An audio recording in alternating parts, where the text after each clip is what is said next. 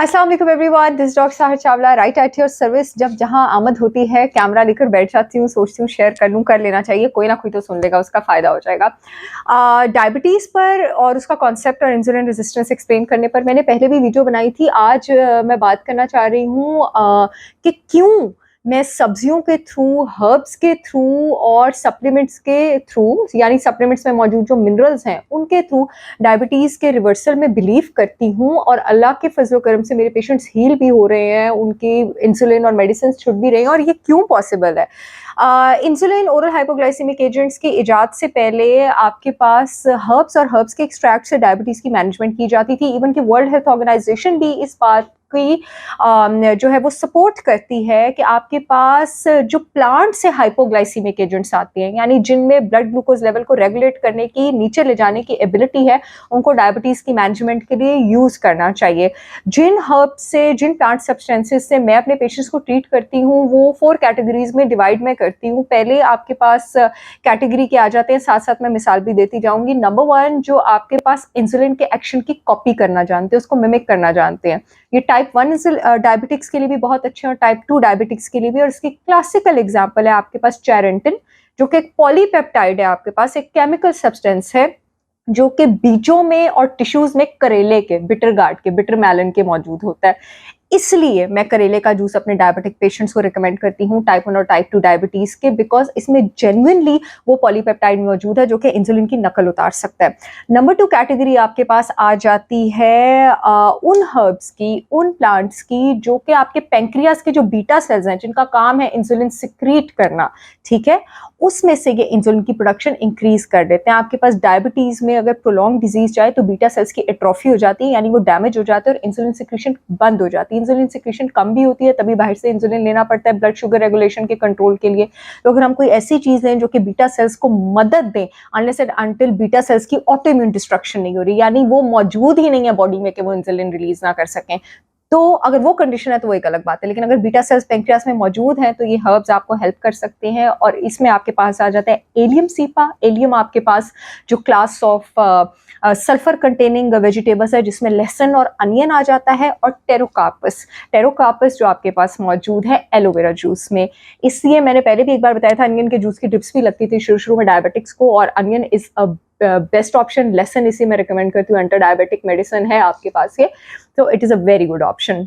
Unless and until आप cholesterol lowering और blood thinning drugs नहीं ले रहे, आप लहसुन का एक क्लोव, जो डायबिटिक हजरात हैं, रोज सुबह खाली पेट फ्रिज से निकाल के हवा में आधे घंटे के लिए रखें और आप उसको कंज्यूम कर सकते हैं। सो आपके पास एलोवेरा जूस की बड़ी अच्छी अच्छी रेसिपीज मैं अपने क्लाइंट्स को बताती हूँ। ये एंटी डायबिटिक है आपके पास, कैसे है मैं बता चुकी हूँ। तीसरे क्लास ऑफ हर्ब्स आपके पास वो आते हैं जो कि आपकी बॉडी में ग्लूकोज का अपटेक रेगुलेट करते हैं, यानी किस स्पीड से वो सेल के अंदर एंटर होगा, ग्लूकोज की यूटिलाइजेशन यानी वो किस तरह से इस्तेमाल होगा, और आपकी जो स्टमक की एम्प्टिंग है उसको डिले करते हैं, आपके गैस्ट्रिक ट्रांजिट टाइम को इंक्रीज करते हैं ताकि एकदम से ब्लड में ग्लूकोज सर्ज ना आए। इसमें आपके पास आ जाता है जिंजिबर और जिंजरॉल, जो कि जिंजर अदरक में मौजूद है। इसमें आपके पास आ जाता है एशियाटिका, जो कि आपके पास फालसी में मौजूद है। और आपके पास प्लांट होता है गावर प्लांट, GOWER।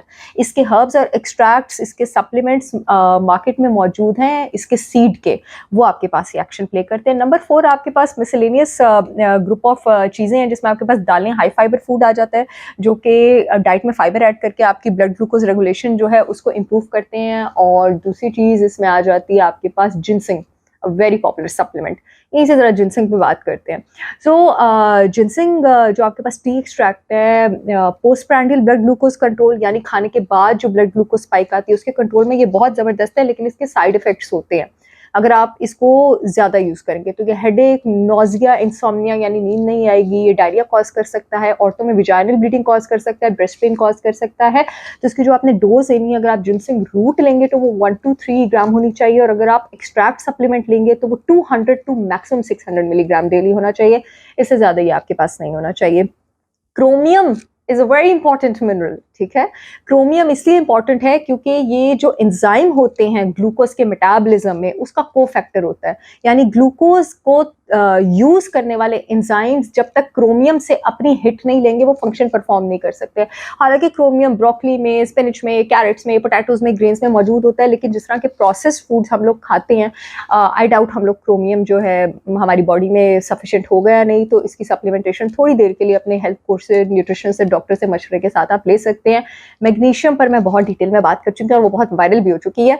तो मैग्नीशियम में मैं पहले भी बता चुकी हूँ कि इसकी कमी से आपकी बॉडी में इंसुलिन सेंसिटिविटी कम हो सकती है। लेकिन जो डायबिटिक हजरात क्रॉनिक डायबिटिक हैं और उनको नेफ्रोपैथी हो गई है, यानी उनकी किडनीज अफेक्ट हो गई हैं, बिकॉज किडनी आपके पास मैग्नीशियम के बैलेंस और हेमिस्टेसिस में बड़ा रोल प्ले करती है। उन्होंने अपनी किडनी की वैल्यूएशन और अपने डायबिटोलॉजिस्ट और न्यूट्रिशनिस्ट से पूछे बगैर मैग्नीशियम सप्लीमेंट नहीं लेना, वरना उनको इस मिनरल की जो है टॉक्सिसिटी भी हो सकती है। Mulberry T extract very important, बहुत बहुत इंपॉर्टेंट है, और ये इसी इंपॉर्टेंट है क्योंकि ये अल्फा ग्लूकोसाइडेज एंजाइम को इनहिबिट करता है। अल्फा ग्लूकोसाइडेज का बॉडी में क्या काम होता है कि स्टार्च जो है कॉम्प्लेक्स पॉलीमर कार्बोहाइड्रेट का, उसको तोड़ के इसने सिंपल शुगर मॉलिक्यूल्स में कन्वर्ट होना होता है, और सिंपल शुगर मॉलिक्यूल्स की ब्लड स्ट्रीम में जज़ब होने की, एब्जॉर्ब होने की एबिलिटी ज्यादा होती है। इस एंजाइम को मलबेरी लीफ और टी एक्सट्रैक्ट इनहिबिट करता है, यानी अब स्लो स्पीड से स्टार्च सिंपल शुगर्स में टूटेगा और वो ब्लड ग्लूकोज में उतनी ही देर से एंटर होगा और ब्लड ग्लूकोज एकदम हाई नहीं होगा। So it's excellent for diabetic, specially post prandial blood glucose level के control, fasting blood glucose level का कंट्रोल, ये बहुत अच्छा आपको देता है। और अदर देन दैट, जो लोग वेट लॉस करना चाह रहे हैं, ये सैटिस्फैक्शन भी इंप्रूव करता है, सो वेट लॉस के लिए भी it's amazing. So the next thing that I want to talk about is cinnamon. आज तक जितनी भी हर्ब्स पर रिसर्च हुई anti diabetic, cinnamon is the queen of anti diabetic herb. Cinnamon पर अलग बहुत वीडियोस कर चुकी हूँ, सिनेमन को किस तरह सेलेक्ट करना है उस पर भी कर चुकी हूँ, आप जाके सर्च कर सकते हैं मेरे नाम से, you will find good stuff. So the next thing is alpha lipoic acid along with other antioxidants। ये एक एंटीऑक्सीडेंट है जो बॉडी में इन्फ्लेमेटरी कंडीशन फाइट करता है। मैंने जब 2.5 साल पहले वीडियोस करना शुरू की थी तब मैंने बताया था कि सारी एंटी इन्फ्लेमेटरी डाइट जो है वो एंटी डायबिटिक डाइट भी होती है। उसी तरह अल्फा लिपोइक एसिड बॉडी खुद भी बनाती है, फ्रूट्स और वेजिटेबल्स में भी प्रेजेंट है, और स्पेशली अगर आप कॉम्प्लिकेशन से बचना चाहते हैं डायबिटीज़ की, नेफ्रोपैथी, रेटिनोपैथी, तो आपको अपनी डाइट में एंटीऑक्सीडेंट्स जो हैं वो शामिल रखने हैं। Last but not the least, probiotics. Now it is known, इतना शोर तो मैंने मचा दिया प्रोबायोटिक्स पर 2.5 साल से, कि आपके पास जो इम्यून सिस्टम है, जो सिस्टेमिक इन्फ्लेमेशन है और जो गट बैक्टीरिया है, वो सब एक दूसरे से कनेक्टेड है।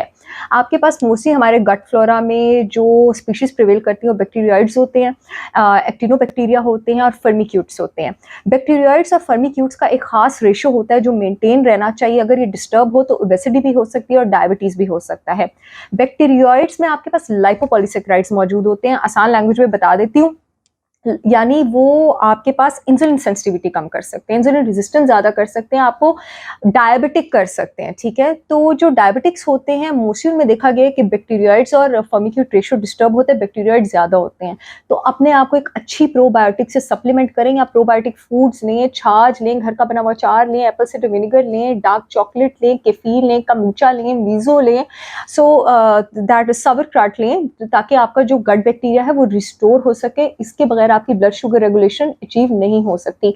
इवन कि वो खवातीन जिनका जो ओवरवेट होती हैं उनमें भी बैक्टीरियाइड ज़्यादा होता है फर्मिक्यूट से। तो पहले आप अपने वेट लूज करें, अपना गट बैक्टीरिया ठीक करें, उसके बाद प्रेगनेंसी प्लान करें, वरना आप में गेस्टेशनल डायबिटीज़ के चांसेस जो हैं वो थोड़े ज़्यादा होते हैं। ये मैंने थोड़ी सी डिस्कशन की थी, ज़रा टॉप किस्म के तरीके जिससे आप डायबिटीज़ की मैनेजमेंट कर सकते हैं विदाउट मेडिसिन, जो कि अल्लाह के हुक्म से हो भी रही है, मैं कर भी रही हूँ। सो इंशाल्लाह फिर मिलेंगे, बहुत ज़्यादा टाइम ले लिए।